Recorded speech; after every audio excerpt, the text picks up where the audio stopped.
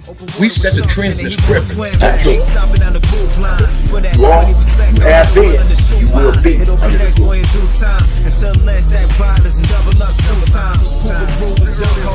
Snip this glue, get in the zone, because we got to go do something.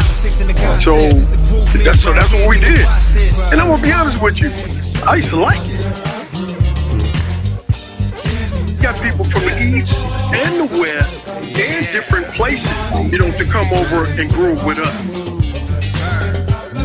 Was Hoover Groovers a part of Hoover? Never met a Hoover Groover. Me and you was never in my life. But a part of what was called the Bonzella Crips. Hoover Groovers ain't started no Hoover Crips. And we hit that hand moving on you, walking in your house. Wait, do that again.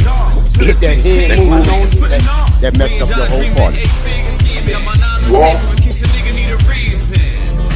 you have been, you will be under the group. Trey, Foles, 7-11, the Deuce, and the 9. Hoover Hay, coach enthusiasts, Hoover Knights, the Hoover Collective, and to the people. We want to drop this message as a somber reminder of what other people in society think about us and how what we are doing to each other on a daily basis pleases them to no end. Check this out, people.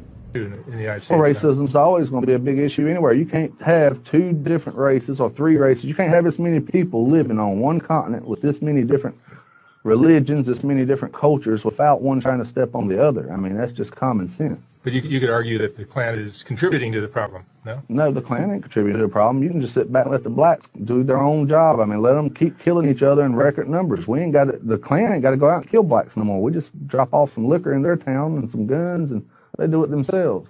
If it was my option every weekend, I would go up to Chicago with a big truck full of whiskey and crack, marijuana, and a ton of guns and bullets and tell them have at it and just drop it off right in the middle of town. And then go home and watch my Monday morning news and laugh the whole time. Y'all see that? That clip has gotten around the internet. It's nothing new. Nor is the KKK and others who share the same sentiment about us and will openly share their thoughts about how we as black men and women are killing off each other to their and others' satisfaction and enjoyment. That isn't new for them either. Now, for the sake of argument, those people kill more of their kind than anyone else. I just want to show that while they applaud our self-destruction, they too are self-destructive. But know that that doesn't make what we are doing to each other right. In terms of my own culpability, having had participated in the destruction and demise of my people and community, I want to say, for the sake of making myself perfectly clear and definitely accountable, I'm not proud of my past. I regret the harm to others I caused in my past, and not one day goes by that I have not thought about what I had done in my community and to other communities. The pain I caused, it stays with me. It does not leave. I did not consider how my behavior would today contribute to the demise of young brothers in our society. I'm determined to not allow that past to be my legacy, man. And there are others who strive just as hard to push through the madness to rectify the damage we've caused in and to our communities as well.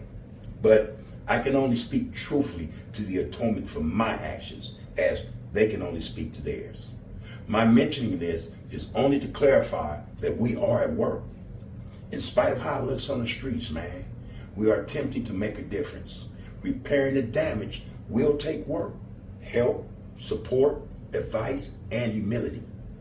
Just recently on the segment, I said that other parts of society, they depend on us to do ourselves in, because it's realized that they can't do to us what we've been doing to ourselves. Even with everything that they own, that they run, that they've tried against us and destroyed of ours, they still can't get rid of us. Only we can do that to each other.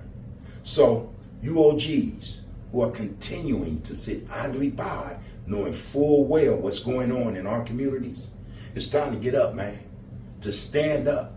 The reality for us is this: neglecting to understand that any situation in those streets that can take place could very well be that situation that can happen against one of yours, your child, grandson, granddaughter, your brother, sister, your family.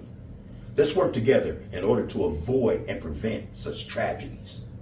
You young brothers also have a responsibility to care enough to want to see one another live full lives, to want to one day speak about how crazy things were and yet how fortunate enough you were to have made it through, still with your families in the community building and growing beyond what the KKK and others expect for your lifespans. Young brothers, listen, pay attention, man, to the reality in your lives and what that reality means to your mother, to your father, and to your children. If you are here amongst them now, it means a great deal, man. This is what I mean by that, though. We've all seen the young brother last week, right? Being chased by the police with his daughter and woman in the car. This young brother was experiencing something real. It was trauma. It was visceral, man. The confusion, his uncertainty and fear, it was all on his face. In the midst of all this, man, there was this absence of responsibility and accountability for his actions. This was apparent as he blamed everyone for his predicament but himself. Look, man, for some of you who watched it unfold, it was nothing for you to laugh at him and to criticize him for the situation he was in with his family in the back seat. The truth is, he wasn't a punk or a buster because he was going through some shit that in that moment, he was just a young man coming to terms with the fact that he had fucked up and there were real consequences he was going to have to pay for. When it gets real in the field, because it will, your mindset, it tends to shut down and function on a lower level of rationality. The shit had hit the fan on him, man. He knew that then. The young brother, his life, as he knew it, was about to change one way or another for the worse. And he could not rationalize that. That's why the chase went on for so long. That, though, was a circumstance that many of us have faced. And many of us reacted the same way. Don't front. Man, what are we seeing? These young brothers, man, really don't have a clue of what's going on the road of life. Life in prison or no more life to live. So imagine him or yourself going to prison. For some of us, going back to prison again. Then imagine having to deal with the BS in there, the issues that will ensue with the child's mother, the loss of people you love falling off and leaving you alone in there, man. Imagine more so the relationship between he and his daughter behind bars. What that's going to be like for him. Many of us already know of the things that he will go through as a result of his actions. A lot of us don't have to imagine that ourselves, because we've been in his shoes. We've worn them many times. So are you still laughing at him and criticizing this young brother? What we witnessed is so impactful to us all. It touches lives that have no stake in the lives these young brothers are a part of and that they are living. So listen, young man, be you Crip, Blood, Hoof, Gangster, you all are on the same page as this reality. The predictions in the book haven't lied. The expectations are coming to pass. No one is exempt from the prophecies of the writing. Everyone who chooses to read from and live by this script will be touched in one way or another. And everyone who loves you will feel and be touched as well as a result. It's so real that sometimes bad news will beat some of us home. When it does, what does that news mean and what does it mean to our family? We need to allow ourselves and assist our youth in returning home to moms, pops, granny, to our women and children. Let us come to grips with the fact that if you are lost to those streets, others will be too. Doing a life sentence has a trauma connected to it, man.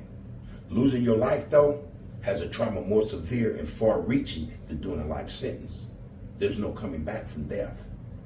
There's no greater suffering in a family when they've lost a loved one to violence. It impacts others more than we are able to comprehend. The severity of your life's effect on those streets around you, on those people around you also who loved you most, will not be appreciated until you've been gone for 20, 30, 40, 50 years. Don't praise or live this lifestyle, man. Not like this. Because there are people who praise what you are doing to yourselves, to your immediate family, and to your communities. They praise it more than you. You know what I mean? They have no love for you or yours. They don't value your life more than your family does, more than you should. The only love, real love you'll get from them is from those who bank on you cashing out, banking on you killing your own kind, banking on that you'll traumatize enough black people in your community that it'll continue the cycle for generations to come. You know what I mean? No matter where you are from, take heed and pay homage to those OGs who are stumped down and solid. Hit them out. They won't steer you wrong in this matter, man. You can learn to be disciplined and principled. We can all find our way back to unity, love, and support, because that is where true honor awaits us all, man. Concern yourselves with the number of young brothers and sisters you can help to save in the coming days, weeks, and months. Do not commit or limit yourselves to a short lifespan that steals the joy of living a long life with family and friends from you. You only have one life to live. Declare to living a life to an old age. You young Crips, you young Bloods, you young gangsters, and you young Hoovers, put in work to live a life longer than is expected of you. Live out, your life here with your mothers and fathers, man. Your family. Be here providing, protecting, and pushing for your people. You are needed here with us. Help yourself and help to bring peace to your environment. To our OGs from everywhere, we are products of our environment. However, let's assist with bringing to the environment a new product for the youth, for the communities, for each other. One love, people. We are all we got. Before we end this episode, this needs to be known.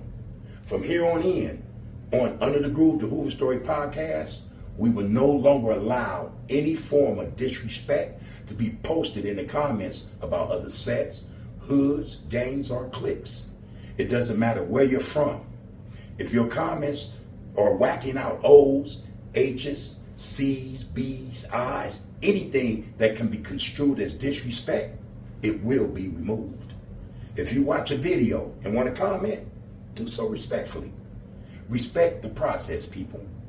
That said, some of you who be in the comments, I don't know if you're trolls or what, but you really need to go back and check out the very first episodes of Under the Groove to gather a greater understanding of what we've been saying and doing on this platform since day one. Together, we can change the landscape. We aren't faking the funk. We're just bringing this groove to a higher level, a level that may take some of you a little time to catch up to and reach. And that's all right, because the bar is being raised for a reason. We all need to reach for the stars together, man. Like, share, comment, and subscribe. You have been, you are, and you will be Under the Groove. Power in the people. Trade folks, 7-Eleven, the Deuce and the Nine. You have been, you will be Under the Groove. But we ain't game banging, this is about education. We trying to educate our youth right now, nigga. Hey. Said day is the best day. Skip walking across the floor in the best way. From Trey to the one way. It's a stump day. LA to the NY. Let this funk back in them days, it was love, loyalty, respect, and honesty. That's my nigga Gumby right there. You know, ex-busters, hooks, and snitches put on pedestals and ventilators. Say lows on that Hoover shit. HIP, Tiny Moon, one of the hardest poets I ever heard connected with this star shit. Hey. Baby Jap and Jap 5, quick to set it off on the mic in the shack live. When the shit get real and feel to the wheel, and then you will see you sitting up in that motherfucker, looking at that life sentence, that death sentence. Then they run into a witness stand, telling on their own homeboys. Hoover stomp all night like this. Hoover stomp. I know trouble. I know how to start them. I'm a New York nigga in the Pacific Sun. I say West Side Hoover if you ask where I'm from. Finest California runs, infusing my lungs. All about my bread. I ain't leaving. Understand the end game. What's your end game? What's your purpose? Keep one in the head or I don't need a gun. I'm with Hawk on Hoover Street with a low ass jump. damn figure out with a whole selling cunt. You have Grooving been. like this, come second to none. Grooving like will Scone be Young, grooving like Boogie under the Bone. groove. I'm bad to the bone.